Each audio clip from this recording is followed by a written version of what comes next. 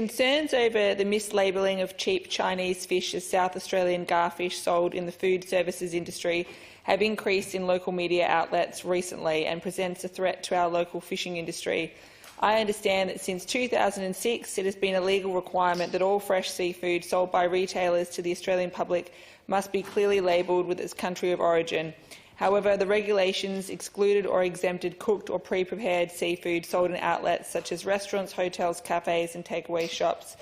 It's been reported that so-called garfish are flooding the market from China and being sold to unknowing consumers for up to a third of the price of our premium and distinctive South Australian garfish.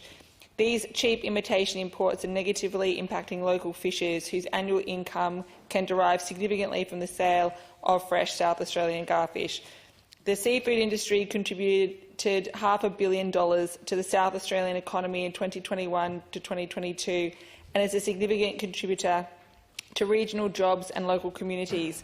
Seafood industry advocates claim that improving country of origin labelling laws would be a significant job creator, with the Australian Prawn Farmers Association, for example, telling a Senate committee hearing almost a decade ago that it would result in a 17-fold increase in jobs. This issue has been discussed at a state and federal level for almost 2 decades, but action has consistently been delayed by successive ministers. My questions to the Minister for Primary Industries and Regional Development are: does the Minister acknowledge the concerns of local fishers over the mislabelling of cheap imports as South Australian garfish, and will the Minister advocate to the relevant state and federal ministers for changes to our consumer labelling laws that will address these concerns? Minister for Primary Industries and Regional Development. Thank you, Mr President, and I thank the honourable member for her question and her interest in this matter.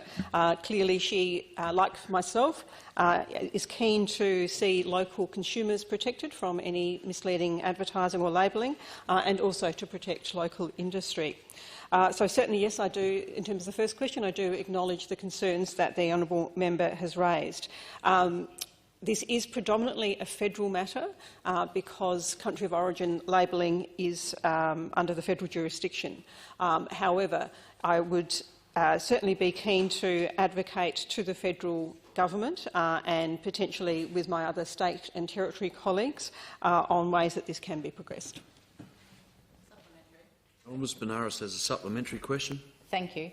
Has any such consultation taken place to date with your federal or interstate counterparts? Minister. I'll take the question on notice in terms of whether that's happened at an officer level with my department.